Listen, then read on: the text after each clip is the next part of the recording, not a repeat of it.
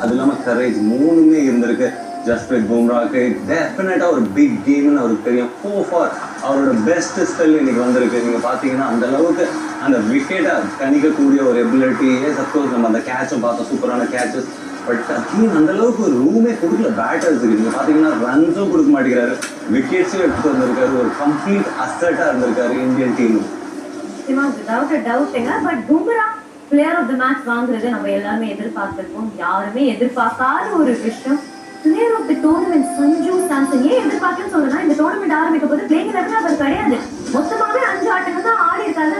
321 runs, third most by a பிளேயருங்க.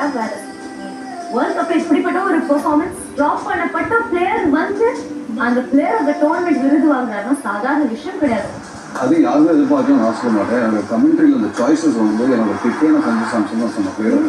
Because 3 important knocks நீங்கள் பார்த்தீங்கன்னா எல்லாமே knock out game for India. நீங்கள் west இண்டீஸில் போதுன்னா வெளியே வச்சுருக்காங்க. அதுக்கப்புறம் பார்த்தீங்கன்னா இங்கிலாண்டோட வேறு நாள் இந்த ஃபைனல் 1,00,000 பேர் முன்னாடி ரொம்ப மோஸ்ட் இம்பார்ட்டன்ட் ஃபைனல்ஸ் ஆகிட்டு போகிறாங்க.